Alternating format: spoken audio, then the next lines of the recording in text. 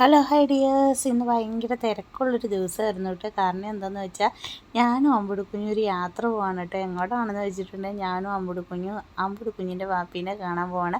നമ്മളിതേ ഷായിക്കാട് അടുത്തോട്ട് പോവാണ് കേട്ടോ. അതിനുള്ള തയ്യാറെടുപ്പിലാണ്.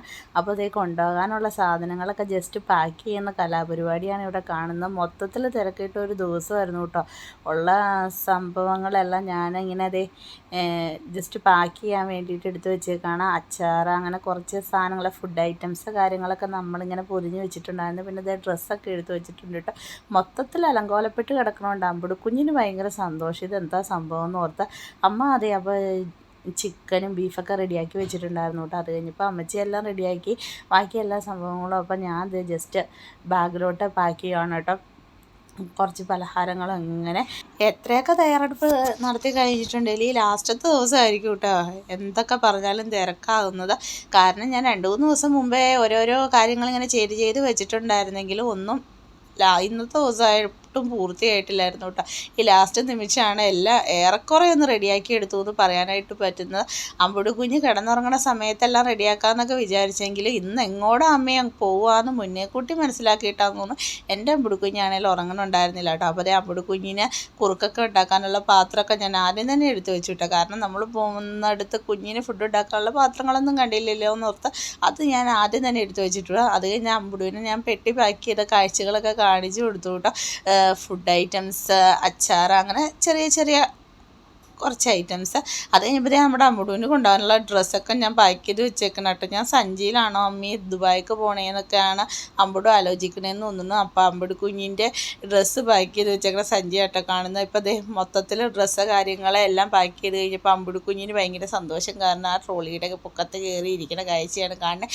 ജമീലാമ്മ ഇങ്ങനെ ആലോചിച്ചിരിപ്പുണ്ട് കേട്ടോ. ജമീലാമ്മക്ക് എപ്പോഴും സങ്കടമാണ്. ഞാൻ ദൂരത്തേക്ക് പോകുന്ന ജമീലാമ്മക്ക് ഭയങ്കര വിഷമമുള്ള കാര്യമാണ്. പക്ഷേ ഷായിക്കാട് അടുത്തോട്ടായതുകൊണ്ട് സന്തോഷമാണ് കേട്ടോ. എന്നാലും അമ്പുടുവിനെ ഇട്ടിട്ട് പോണേൻ്റെ ഒരു ചെറിയ സങ്കടമുണ്ട്. വൈകുന്നേരം ഇപ്പോൾ അപ്പം മച്ചാൻ വന്നു. അപ്പോൾ നമ്മുടെ ലഗേജ് കാര്യങ്ങളൊക്കെ വെയിറ്റ് നോക്കി മച്ചാനെ സെറ്റാക്കി തരാണ് കേട്ടോ. അത് കഴിഞ്ഞപ്പോഴത്തേനും ഞങ്ങൾ രാത്രി ആയപ്പോഴത്തേനും റെഡിയായി. ഞാനും അമ്പുടുക്കുഞ്ഞും ഡ്രസ്സൊക്കെ ഇട്ട് റെഡി ആയിട്ടോ. രാത്രിയായിരുന്നു ഫ്ലൈറ്റ്. അപ്പോൾ നമ്മൾ വീട്ടിൽ നിന്ന് ഒരു 10-11 മണി ടൈമായപ്പോൾ ഇറങ്ങിയിട്ടോ. അമ്പുടുവിനോട് ഒരു ഫോട്ടോയ്ക്ക് പോസ് ചെയ്യാവോ അമ്പുടു എന്ന് ചോദിച്ചപ്പോഴത്തേനും അമ്പുടു ഒടുക്കത്തെ ജാടയിട്ട് നിന്നു കേട്ടോ. അത് കഴിഞ്ഞപ്പോഴത്തേനും മച്ചാൻ്റെ വണ്ടി വന്നു. അപ്പോൾ നമ്മൾ നമ്മുടെ ഓട്ടോ വണ്ടിയിൽ അപ്പോൾ അതുപോലെ എയർപോർട്ടിലോട്ട് പോകുന്ന അതിമനോഹരമായ കാഴ്ചയാണ് കാണുന്നത്. നല്ല തണുപ്പായിരുന്നു കേട്ടോ.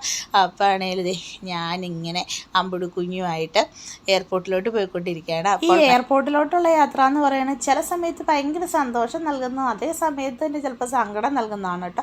ഇക്കാലം കൊണ്ടുവിടാനായിട്ട് പോകുമ്പോൾ എപ്പോഴും സങ്കടമായിരിക്കും, പക്ഷെ തിരിച്ച് വിളിക്കാൻ പോകുന്നത് ഭയങ്കര ഹാപ്പി ആയിട്ടായിരിക്കും കേട്ടോ. അപ്പോൾ ഇന്നെന്ന് പറയുന്നത് ഭയങ്കര സന്തോഷമുണ്ട് സങ്കടമുണ്ട്. കാരണം സന്തോഷം എന്ന് പറയുമ്പോൾ നമ്മൾ ഇക്കാടെ അടുത്തോട്ടാണല്ലോ പോകണം. അമ്പുടുക്കുഞ്ഞ് വാപ്പീനെ കാണാനായിട്ട് പോകണം, ഞാൻ ഷൈക്കാനെ കാണാനായിട്ട് പോകണം, അങ്ങനെയൊക്കെ നോക്കുമ്പോൾ സന്തോഷം. പക്ഷേ ജമീലാമ്മാനെ ഇട്ടിട്ട് പോകുമ്പോൾ എനിക്ക് ഭയങ്കര സങ്കടം. അപ്പോൾ അങ്ങനെ നമ്മൾ എയർപോർട്ടിലോട്ട് എത്തിയിരിക്കുകയാണ് കേട്ടോ. അവിടെ എത്തി ലഗേജ് കാര്യങ്ങളൊക്കെ ഇറക്കി അങ്ങനെ അമ്പുടുക്കുഞ്ഞും ഞാനും ജമീലാമ്മയോടൊക്കെ മച്ചാനോടെല്ലാം യാത്ര പറഞ്ഞ് കയറി പോകാനായിട്ട് പോവാണ് കേട്ടോ. അപ്പം ഞാൻ തന്നെ പോകണോണ്ട് ജമീലാമ്മക്ക് ഭയങ്കര സങ്കടമായിരുന്നു കേട്ടോ. കാരണം എന്താണെന്ന് വെച്ചിട്ടുണ്ടെങ്കിൽ ലഗേജ് കാര്യങ്ങളെല്ലാം ഉണ്ട്, കുഞ്ഞുണ്ട്. അപ്പോൾ തന്നെ എൻ്റെ കൊച്ച് കയറി പോകുമെന്നുള്ള സങ്കടത്തിൽ ജമീലാമ്മ ഇങ്ങനെ നിൽക്കുകയായിരുന്നു കേട്ടോ. ഞാൻ യാത്ര പറഞ്ഞ് പോകുന്നത് നോക്കി. അപ്പോൾ എയർപോർട്ടിൽ ചെന്നപ്പോൾ എൻ്റെ ഫ്രണ്ടിൻ്റെ ഹസ്ബൻഡ് നമ്മുടെ ബിനിച്ചേട്ടനുണ്ടായിരുന്നു കേട്ടോ. അപ്പം ചേട്ടനാണ് എന്നെ എല്ലാ കാര്യത്തിലും ഭയങ്കരമായിട്ട് സപ്പോർട്ട് ചെയ്തു. അപ്പോൾ ഞാനങ്ങനെ ഇതുകൊണ്ട് എനിക്ക് ഭയങ്കര എളുപ്പമുണ്ടായിരുന്നു കേട്ടോ യാത്ര. അപ്പോൾ എനിക്ക് പക്ഷേ വീഡിയോ ഒന്നും എടുക്കാനായിട്ട് പറ്റില്ല. കാരണം എയർപോർട്ടിൻ്റെ ഉള്ളിലോട്ട് പ്രവേശിച്ച് കഴിഞ്ഞപ്പോഴത്തേക്കും നമ്മുടെ അമ്പുടുക്കുഞ്ഞ് മൊത്തത്തിൽ കരഞ്ഞ് ബഹളമായിരുന്നു കേട്ടോ. അപ്പോൾ എനിക്ക് അത് കഴിഞ്ഞുള്ള വീഡിയോസോ കാര്യങ്ങളൊന്നും എടുക്കാനായിട്ട് പറ്റില്ല. അപ്പോൾ ഇവിടുത്തെ ചെക്കിങ് കാര്യങ്ങളെല്ലാം കഴിഞ്ഞ് ഞാൻ എയർപോർട്ടിൻ്റെ ഉള്ളിലോട്ട് പ്രവേശിച്ചു കേട്ടോ. അപ്പോൾ ഇനി നമുക്ക് ഷായിക്കാട് അടുത്ത് ചെന്നിട്ട് കാണാം. അപ്പോൾ മറ്റൊരു വീഡിയോയിൽ കാണാം ഗൈസ്. ബൈ.